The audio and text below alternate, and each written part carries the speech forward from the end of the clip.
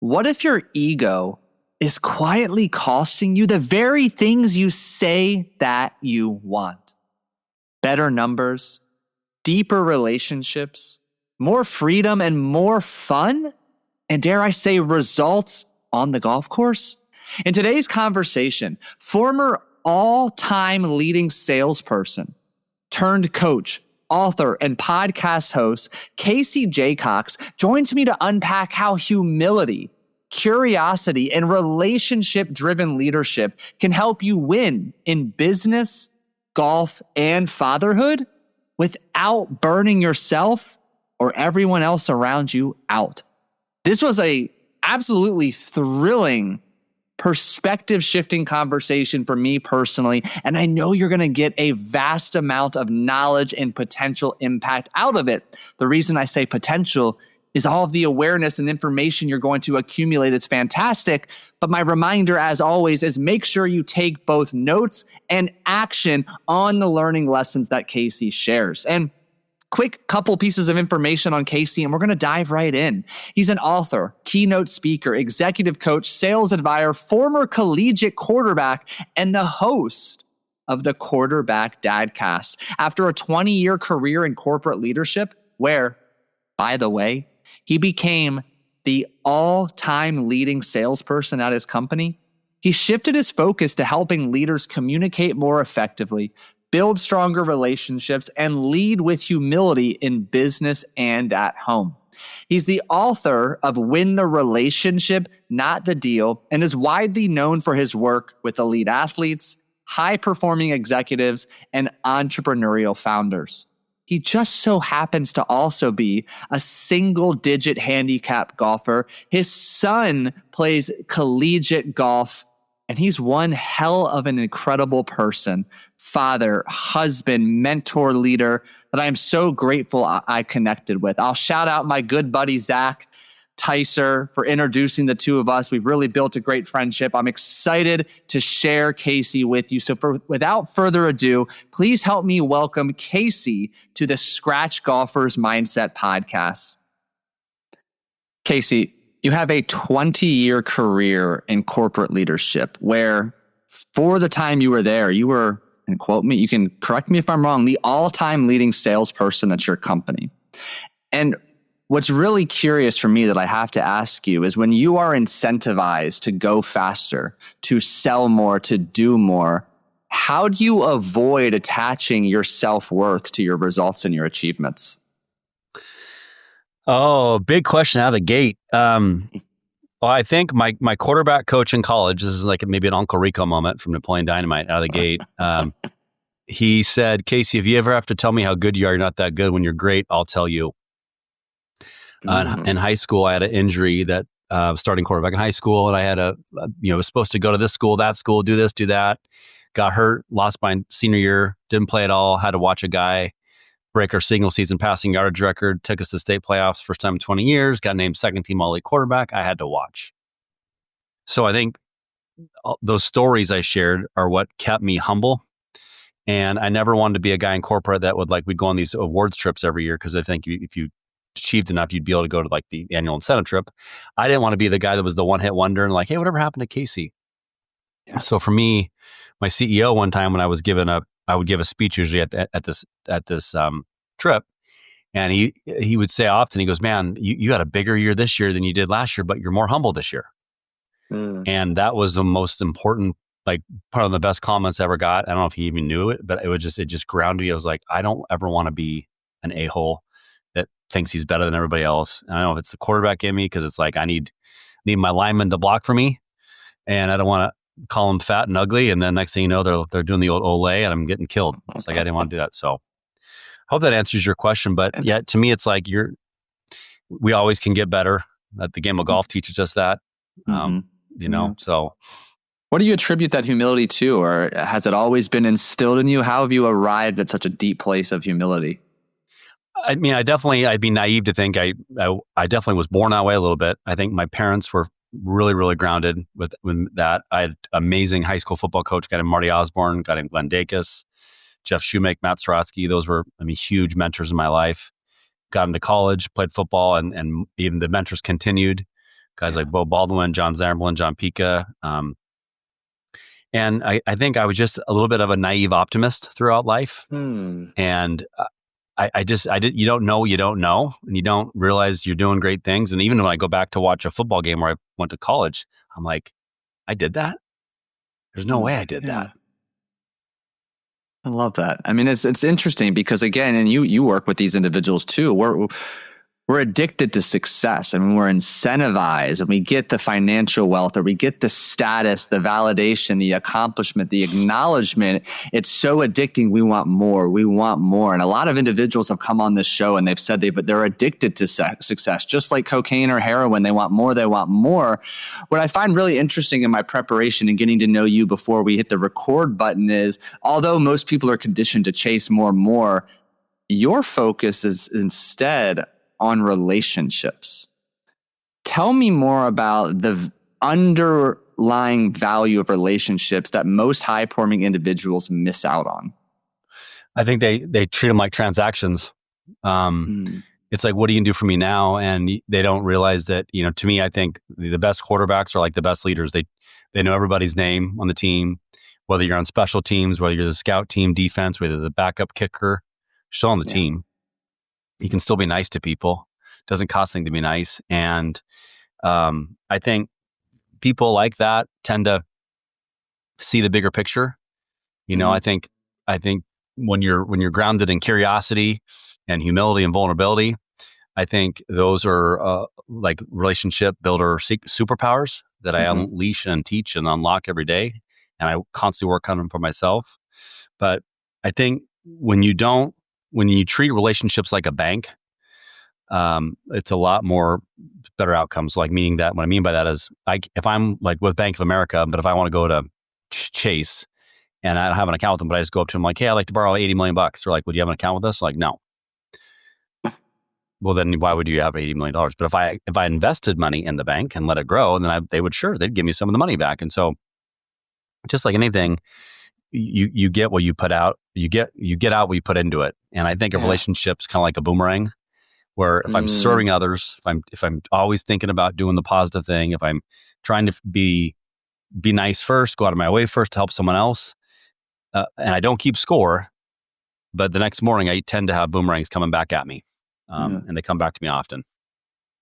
I don't think you're a stranger to being able to sniff out the bullshit, though. The fake, inauthentic relationship attempts. They show up with the smiling face, that stereotypical snake oil salesman kind of approach. How do you help these individuals who, let's be candid, the masculine energy is so ego protective, so filled with testosterone. They're afraid to be vulnerable. How do you begin to pierce through those walls and defenses to help specifically men tap into that vulnerability, which allows them to truly build deep connected relationships? You mean the bro culture? Yeah. Bro, what's up, bro?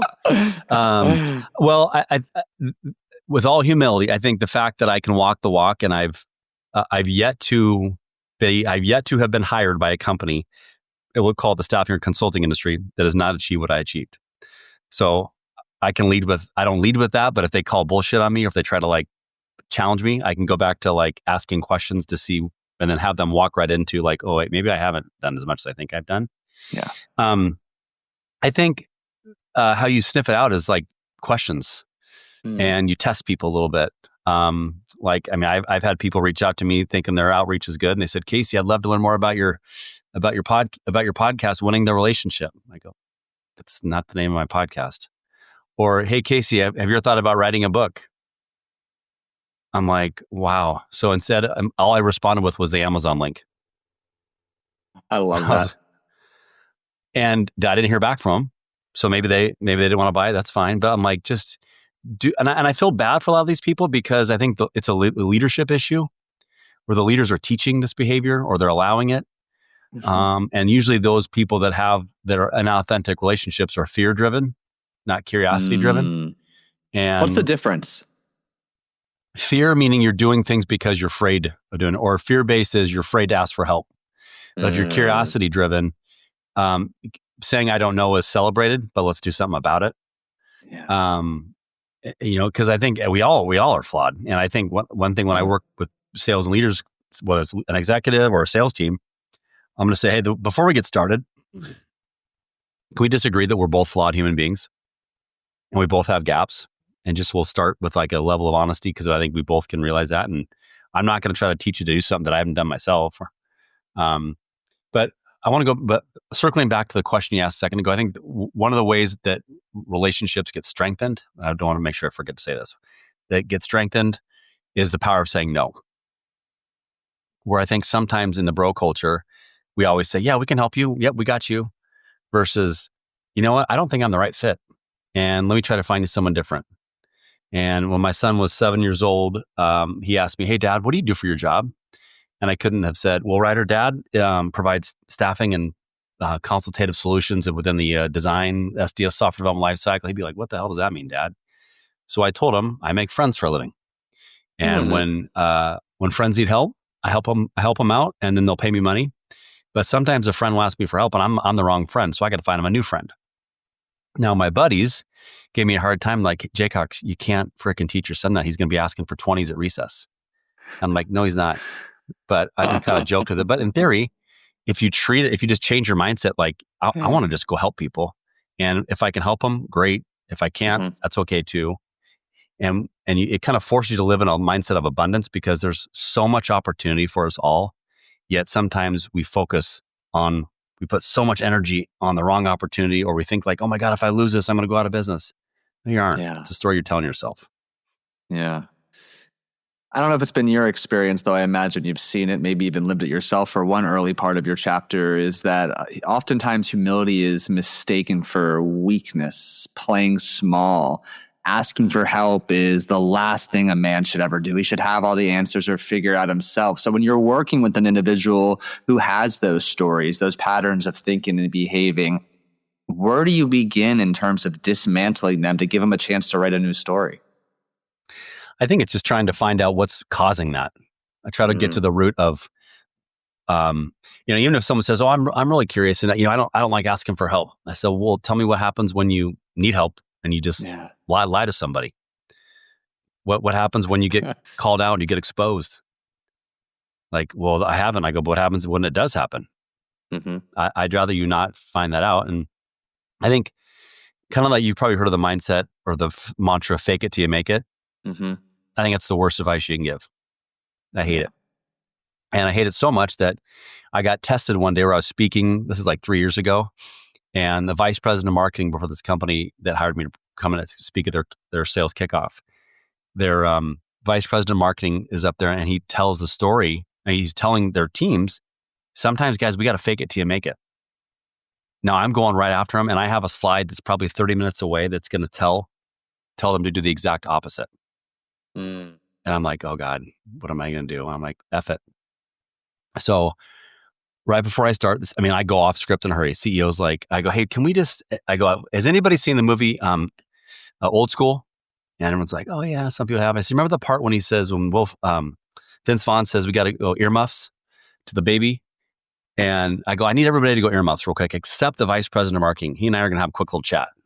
And the CEO's like, what is this guy doing? This is not what we talked about. I said, I just want to apologize to you because we need to just agree to disagree before I go live here. And I'm going to try to teach your team to do the exact opposite of what you just told them. And I just want to apologize in front of everybody, even though they can't hear me because they got earmuffs.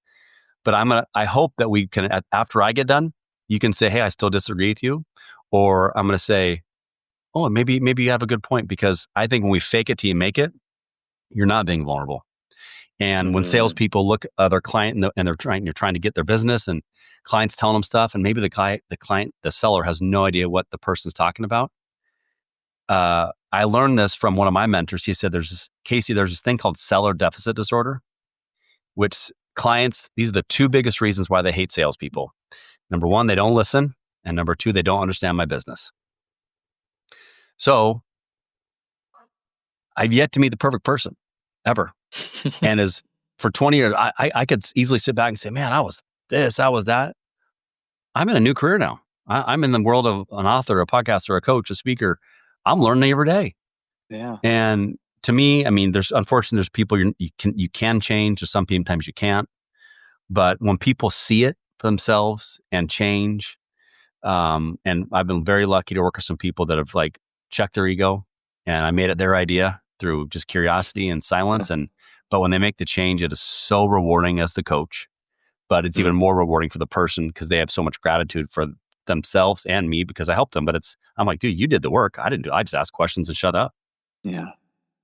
You and I are very aligned on that, is the questions. There's so much power in questions. And that's one of the ways I love to tap into my creativity, is how can I ask that perfect question at the right time to get them to unlock the information they already have? And you've alluded to it several times already.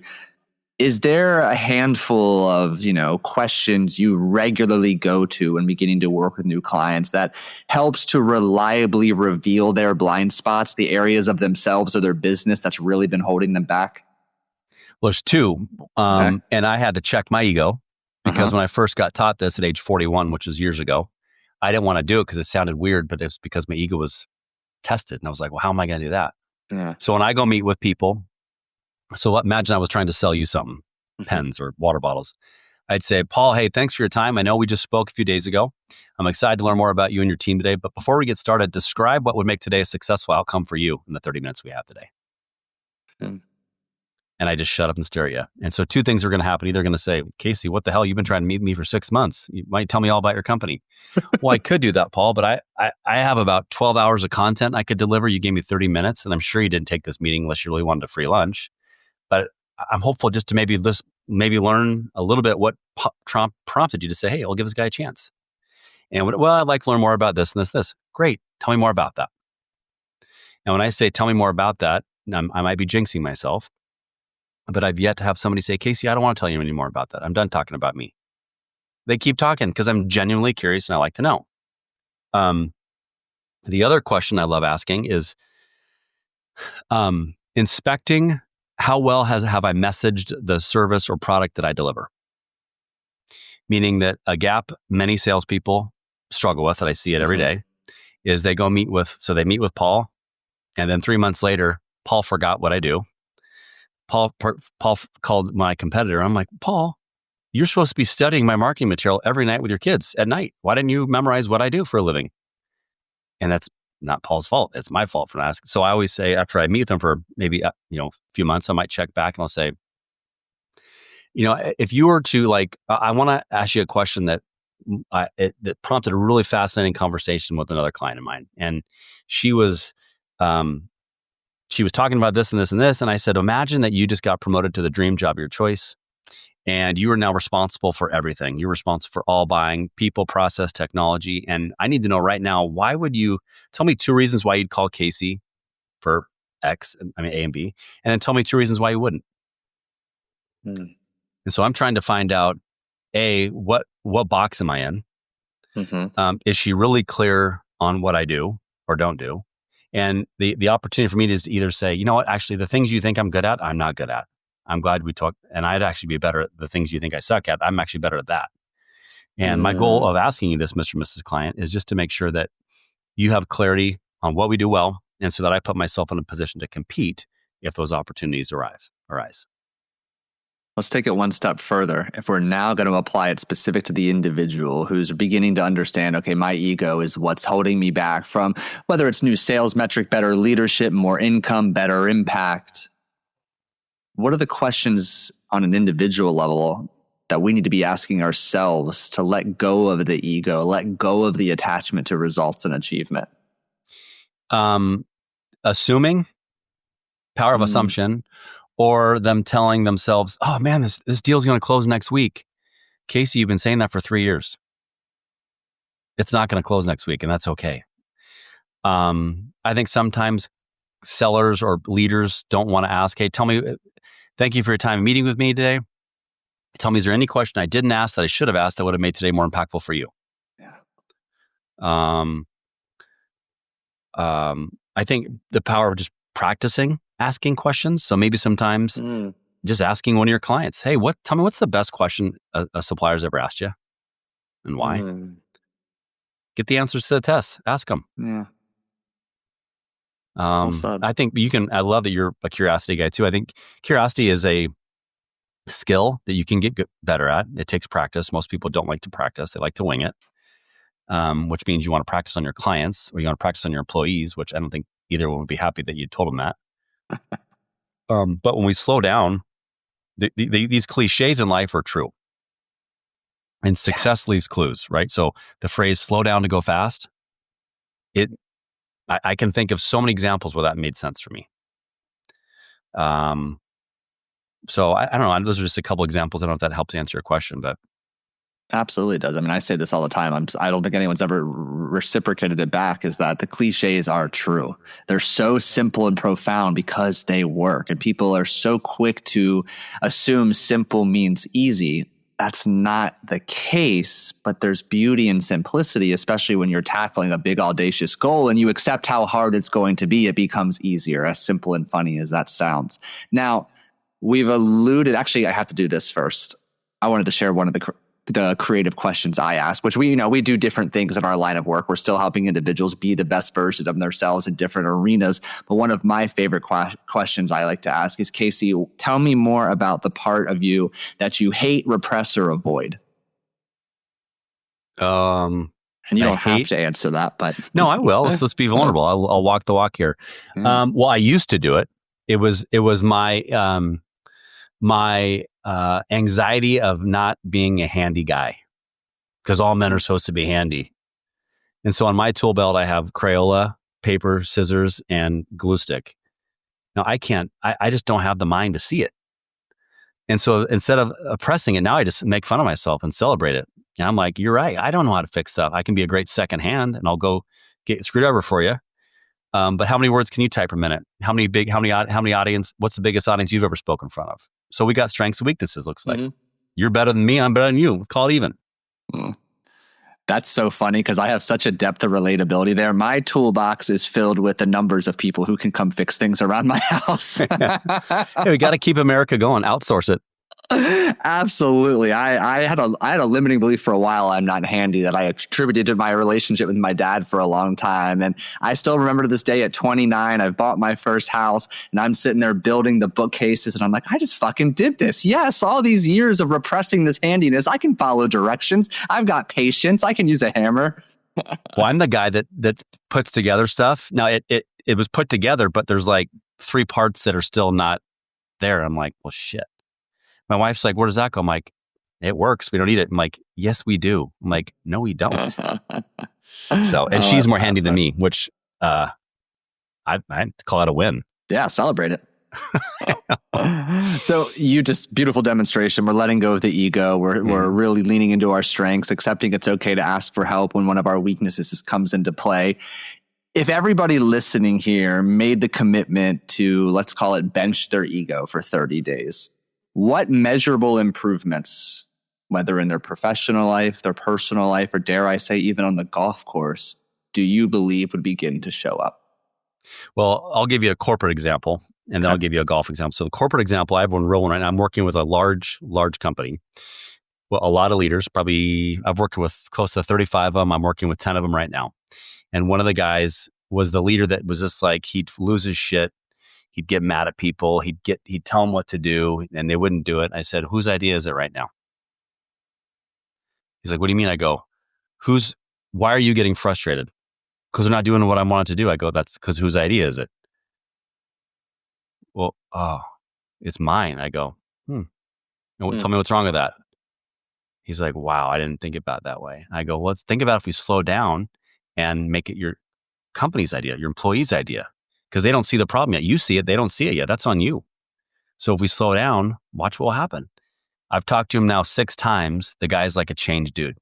Like, I mean, I see the golf hypnotherapist. I feel like I'm doing some kind of hypnotherapy. I'm not even trained to do that, but he's like a brand new dude. He's like, my company, it's like, I'm not losing my shit. My stress level is going down. I'm having so much more fun. My employees are sharing so much more. We're spending time on the right deals. We're not wasting time doing things. This is so fun. So, I mean, there was 5 measurable things right there that I've only worked them for 6 weeks. I go, just think about, bro, I just bro cultured them. I go, think about when for the next year, if you commit to doing this, and when I go bye-bye, you tell somebody about your growth and you ask them to hold you accountable, watch what would happen. You know? I think of golf, I think I think I shared with you before when we met initially, my son plays golf in college. He's kind of a late bloomer to golf. And I think sometimes as golfers, we have these unrealistic expectations that every shot's going to be flush. And I can't remember which pro golfer legend said this, but maybe it was Hogan. He said, golf's a game of misses. I think it was Hogan who said it. And couldn't be true. I mean, the number of shots, I'm a 2 that I hit on the club face is, I don't care if I frickin' hosel one and it just goes on the green. Hey, I got a putt for birdie. So I think like realizing, embracing that golf's a game of misses. And I always tell my son, the power of the mind, the mind is your best tool in your golf bag, and only you have it. And when you decide to use it to your strength, great things will happen. But if you decide to keep that mind in your bag, away from your bag and leave it at home, and you don't use it, you open the door for a lot of bad things to happen on the golf course. And that's and when you have to admit to yourself that is self-induced, and if you want to fight it, you can fight it. But once you come to grips with it and own it, you'll be released. And he just had a nice come to Jesus with that recently. It was really, really fun to see him go through. Awesome. Really, really neat. Now, you've heard me say this before. I think when we first met, I view golf as nothing more than a mirror for our own personal development journey. I often joke that this is a personal development podcast disguised as a golf mindset podcast. You're a hell of a golfer. You're incredibly successful in your professional past and current. What have you learned from the game of golf that's allowed you to thrive professionally and personally? That there's so many people that are better than me. And that just reminds me that there's so many people that I just haven't met yet that are going to help impact my life in a positive way. So I'm in a constant search. I can't wait to meet those people. And when I meet them and I see it, I'm like, wow, she is fantastic. Or wow, how did he get that smart?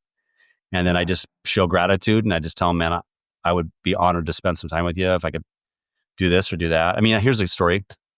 There's a guy named Bruce Brown, very famous, famous in my area. He's a very famous high school coach, athletic director. He's spoken on stages all around the world. He's shared a stage with John Wooden, Dick Vermeil, I'm blanking on a few others. But when I first met him, he wrote a great article for parents with kids, essentially highlighting the car ride home. So like the car ride home, usually I think the parent that does it the wrong way is that now I got Billy in the back. I'm going to torch Billy and tell him how bad he sucks. And why'd he miss that putt? And why'd he miss that free throw? And how dare you? But when we have a bad day, our kids aren't putting us in the back seat and saying, hey, Paul, Casey, why did you guys, your words per minute were down typing and you said a lot of ums in your presentation. What's wrong with you? And what Bruce talks about is just saying, man, I loved watching you play today. That was so fun. And he has data about interviewing thousands of high school, college, and pro athletes. And the number one answer for high people who played sports at high level is they said their number one people they loved having to come watch their sports was grandma and grandpa. Because grandma and grandpa would just say, man, I love watching you play. So when I had a chance to meet, I interviewed him on my podcast like 3 years ago. And I said, man, Bruce, this is such a goal, a gift. I'd love to, since you live a few hours north of me, I'd love to, can I buy a lunch? He's like, no, Casey, you can't. I'm like, no, I get it. You probably get these requests all the time. He goes, no, but if you want to come to my house, I'll make you lunch. I go, I'm in. And so my wife's like, wait, what? I'm like, honey, this guy's like Yoda. I'm driving. Paul, I spent 5 hours with him at his house. Notes, pages of notes, and just asked questions and learned. And just like, that to me is like, that fills my tank. I get goosebumps telling that story just because it's like, when you are addicted to learning and you're open to learning, it's such a more fun way to live life than you have all the answers. And because none of us have it figured out. Mm-hmm. Is there still a key point or takeaway that sticks with you to this day from that lunch conversation? I think just stay curious, like Ted Lasso teaches us. Even him I think he's in his 80s, he's still learning. He's still trying to learn, still trying to get better. He was highlighting me about my book that I wrote. I was like, dude, what? You got me by 30 something years. Thank you. So it's a freeing and more, again, it's life of abundance versus scarcity. So let's bring that curiosity onto the course. If we're going to work with this assumption moving forward that golf is a mirror of our own personal development journey, it's going to show us how we respond after the best of times, the best of outcomes and shots, not the worst of times. How can the listener begin to better utilize curiosity to accelerate their evolution in becoming the best version of themselves, just purely as a human being, not even as a golfer? Mm-hmm. Well, I think our phone can be a great teacher to record. So you can get video yourself and say, hey, what am I doing wrong? I mean, that's an easy way to step. I think the other thing is if you try to play golf with people who are better than you. I love doing that. Like I'm a 2 and I'm the worst guy in my group usually. And it just keeps me like, I want to see what elite looks like. I feel like I'm a good or great golfer, but I'm nowhere near elite, and watching my friends that can pull off shots. And I mean, I can cut it and hook it and draw it, but like understanding, that was a groove low. Dude, I'm just glad I hit the club face. So I think just maybe giving themselves grace after every round and just saying, and be grateful for what you were able to be out there, and then say, okay, these are the 5 things I was grateful for, but these are like 3 to 5 things that I could have done better. Like there's a mindset that you've heard of the even though mantra? Is it similar to yes and in a way? But go ahead. Even I though see some similarity. So yes and is a guy named Travis Thomas. He wrote a book about that. Travis. I know Travis. Okay. So he and I we did work together at Limitless Minds. Oh, we'll talk about that off camera. That's cool. I do. Yeah. I know Travis from way back. Yeah. Yeah. Did he ever talk to you about Rack Friday? Oh yeah. Yeah. I did Rack Friday. I got stories to that. I'm glad to mention that. Yeah. I just lost my train of thought. What was I saying about Trav? Even though. Oh, even though. So my son's, when he was in high school, our high school coach's uncle was a kind of a golf mindset guy. Mm-hmm. And he taught him, and I use it now I stole it and gave him credit, but I use it in business. So it's like, and even though says, even though I shot 78 today, fill in the blank. And you say it 5 times. Even though I shot 78, God, I had a great bunker shot, saved for par on 13. Even though I shot 78, it was still sunny and I'm breathing today. Yeah. To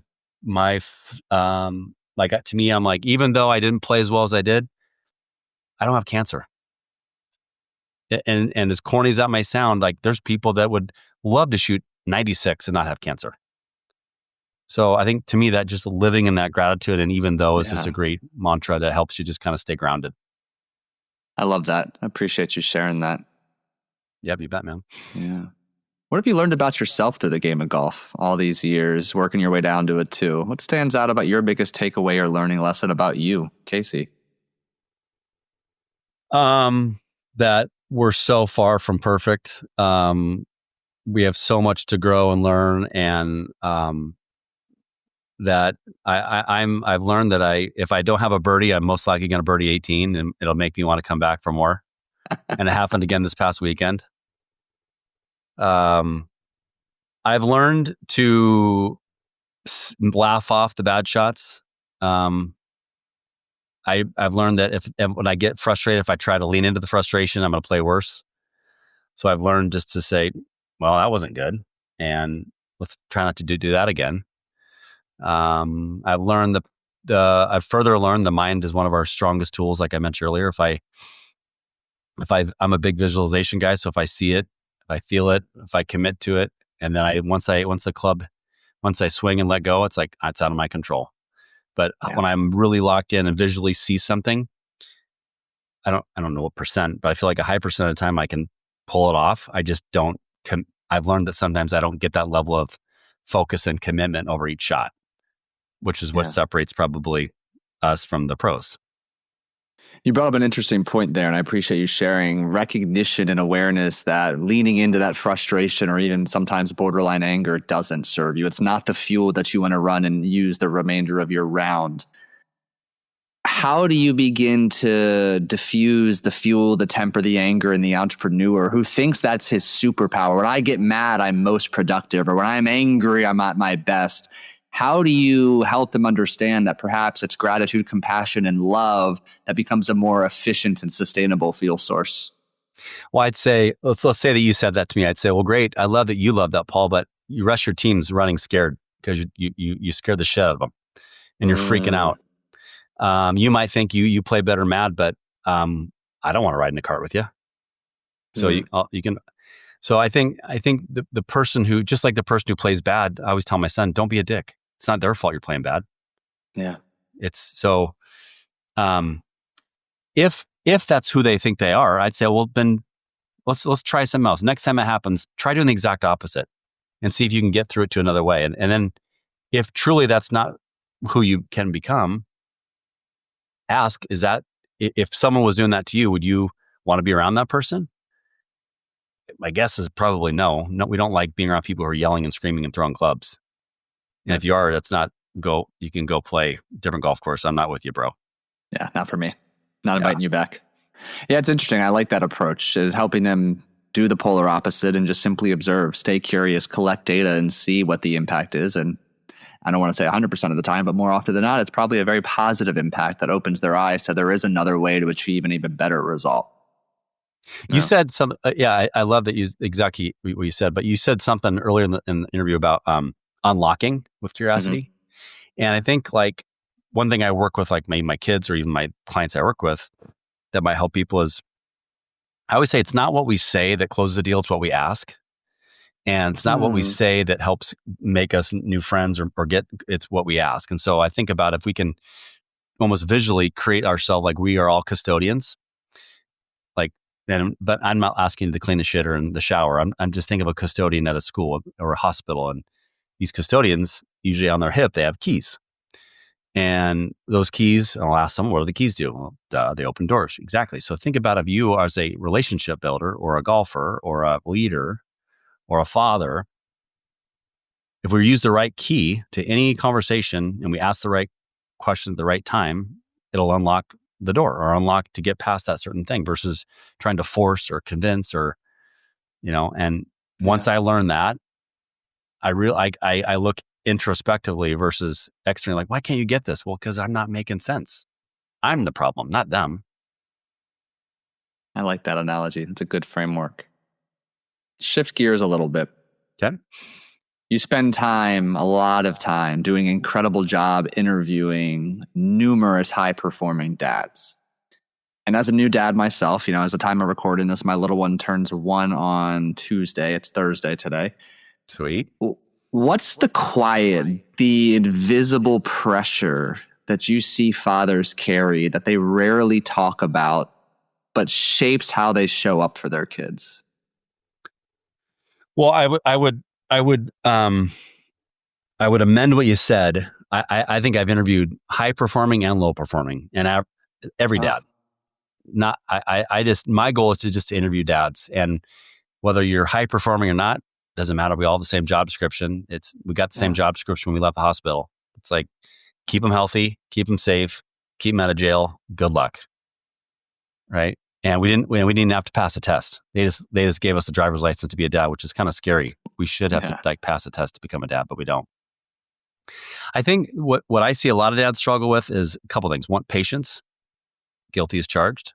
Mm-hmm. My patience has gotten so much better after interviewing 326 dads after the last 6 years. And selfishly, I started the podcast for myself because I want to become a better dad. Don't tell anybody.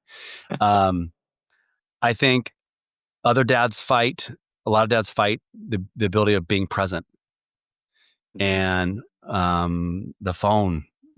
And I mean, one story I like to tell a lot of like up and comers who are starting to have success in their corporate job. Well, the first year I was number one in our company was like probably late 20s. I'm almost 50, so years ago. And I remember like money was starting to roll in. Company was so happy. Life's great on the surface, but deep down I'm miserable, Paul, because I'm leaving at 6 a.m. before my kids wake up. I'm getting home at 6:45, so an hour drive. And I'm like getting 15 minutes with my son. And then daughter, I'm like, this gotta be something else. I get that the money's great, but I'm not having fun. And shout out to Angela Ronica, my first boss at this other company. I Not that she's going to listen to, but you never know. I said, Yep. Ange, I said, I need help. She's like, what's going on? Like, what account? I go, no, me. I need help. I'm miserable. She's like, why? I go, because I feel like I'm a shitty dad. I'm barely getting time with my wife and kids every night, and you guys are getting the majority of my time, and there's got to be a better way. She's like, well, okay, we'll leave at 4. I'm like, this isn't a bank. No offense to any bankers out there. I can't leave at 4. She's like, why can't you? I'm like, I don't know. Do you trust us? I go, yeah, I trust you guys. She goes, leave at 4. You have a cell phone. We'll call you if we need you. And Mm. I was like, oh, okay. And so I literally forced myself at 4. I started retraining my clients. I said, hey, listen, I'll leave at 4. If you need me, I'm going to be on the phone, on the car. But it's really important to me that I'm not going to get this time back with my kids, that I want to give them a solid couple hours every night. And obviously, if things come up, you had to change a little bit, but 99.9% of the time, from 5 to 7, it was a locked-in time. Mm. Now, most people might think, well, did your business tank? Frickin' rocket ship from then. Because I trusted my team more. Mm-hmm. I unlocked them.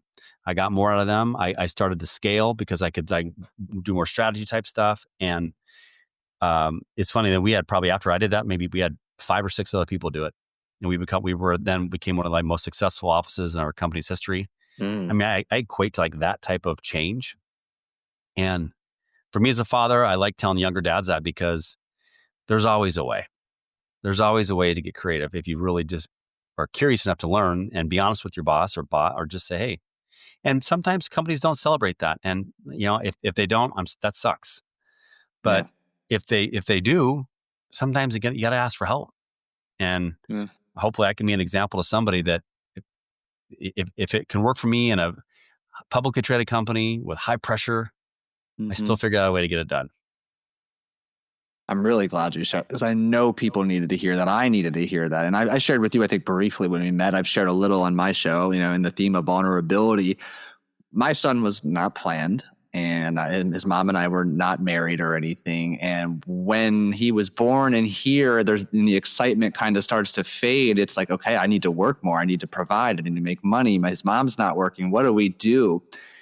And as terrible as this might sound, it was one of the biggest blessings that woke me up about what it means to be a father was his mom and I separating, because it was like, oh shit, now it is just me for 50% of the time, fully in charge of him. And like you alluded to, I don't get these moments and memories back. And I have a phenomenal nanny that helps me out, but I don't work nearly as much as I used to. And I purely attribute that to the wake-up call of separating from his mother. And now I cherish, the first 4 hours of my day to day. It was just him and I hanging out. As soon as you and I hop off, I got him another 3 until I put him down for bed. And I will never get that back. And I love hearing you say that not only is it okay, it's probably better for you as an individual and your business and probably your golf game when you prioritize yourself, your family, and your children.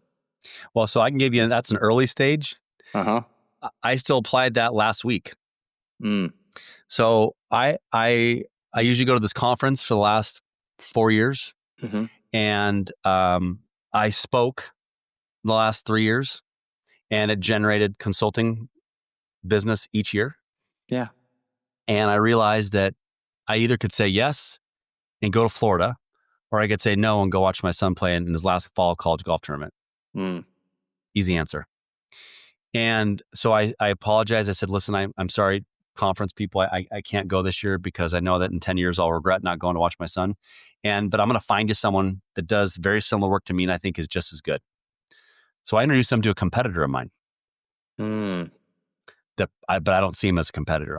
Because there's enough business for all of us out there. And people thought, wait, you did what? I go, yeah. And this guy's name's Chris Mater. He's one of my great buddies. And we both try to help each other out. And because I'm only one man band. I can't help. If I can't help them, let's make sure they got someone else good. And so, now I didn't ask him to do anything with that, but his first minute and a half, 2 minutes of his presentation, he sold the shit out of me and told the story of why he was there. No, I didn't ask him to do that. Wow. And even back to my son ended up he was coming out of his little slump. He was like a +2 and he had 4 rounds where he couldn't break 80. Which is obviously not good for him. Yeah. But he finally snapped out of it, and we had a come to Jesus moment over dinner and some tough love. And he it was like one of the best relationship building moments, one of the hardest parenting moments, just watching your son struggle when you know he's way better, but he's just not. And when he realized that he was blocking himself, and to see him kind of come out of it, and he went on he was 3 over through the first 4, and was hitting it great, just kind of fluky bogeys. And then he birdies 7, birdies 8, birdies 9, gets it back to even, and he ended up shooting 76 that day with a triple on the back 9. Mm. But he played fantastic, and just seeing him, now he didn't in the tournament, I could give 2 shits where he ended up, but I just was proud of him, the growth. And again, goes back to, I'm never going to regret that. So. Yeah. Regret avoidance, something my mentor introduced me to a couple of years ago, and it's really helped me align decision-making. What's a priority? What matters? Am I going to regret it or not? I love hearing that story. That's what came up for me as I was listening. Stories sell, slides don't, I tell people. Yeah. So let me get you out of here on this, because we're going to have to do this again. There's so much more I could ask you. I'm curious to learn so much more. We'll do it again. But I ask this question to all my guests, and I'm always fascinated by their response. There is a billboard on the middle of an 18-hole golf course. It's visible from all 18 tee boxes, and you have an opportunity to write a message on that billboard that's in view for all playing that golf course that day. What's the message you write on that billboard, Casey? Be the ball, Danny. I'm joking. I would not say that. 2 things. Can I have 2 answers? Of course. Okay, so the first answer would be, I'd steal it from Ted Lasso. Be curious, not judgmental. But if I didn't steal it from Ted Lasso, then I would say, I would ask it in a question: do you want to be right, or do you want to get what you want? And that question is probably the most powerful advice question that was taught to me at age 23. That removed my ego every day in business. Because when I get stuck on being right, it doesn't matter who's you're right. It doesn't matter. Yeah. And honestly, it was great. It's been great relationship, marriage advice. Doesn't matter if you're right. So I think that's what I would love to help people realize, that getting what you want sometimes means you got to take one for the team. You got to be flexible. It's not always about what you think, how smart you are. I'm so glad we did this. I appreciate your time. Yeah, you bet, man. I'm grateful to be here, and grateful that we were introduced to each other. Yeah, likewise. Where can our listeners go to, first and foremost, listen to you every week on your podcast? Tell them the name, where to go. Let's start there. Yep. So every Thursday morning at 3 a.m. Pacific time, episodes get dropped. There's 6 seasons so far. We're already into season 7, which is crazy to think. My goal is to get to 1,000 episodes. I'm at 326 that got released today. Everywhere you can consume podcasts: Spotify, Apple, YouTube, iHeartRadio. Every platform it's on. You can learn more about me. I'm very active on LinkedIn. So that might be a great place for people to check if you want to connect. My website, it's just my name. So it's caseyjacox.com. If you're a reader and you want to check out the book I wrote, which is called Win the Relationship, Not the Deal, that's on Amazon, and you can get it in Audible, Kindle, or paperback. And I actually narrated the Audible myself, which people have told me that they really appreciate, which I didn't realize how much they would. But if you want me to read a bedtime story to you, it's me. That's amazing. Casey, absolute blast. Thank you again for your time. You bet, man. Great job. You do a good job on the show. I appreciate that. And for those of you listening, thank you for tuning into another episode. I know you found immense value in this conversation. I'm absolutely going to have Casey back on here. But in the meantime, go listen again. There's a lot of nuggets that you can begin applying right away to become that next best version of yourself. And go one step further. Share it with a friend, a fellow golfer who's going to also appreciate all of the wisdom that Casey shared. And if you haven't done so already, it goes a long way in taking 30 seconds to leave a genuine rating or review on Apple Podcasts, Spotify, wherever it is you're listening to our show today. Thank you again for listening. Have a great rest of your day. Hit them straight this weekend, and we'll catch you in the next episode.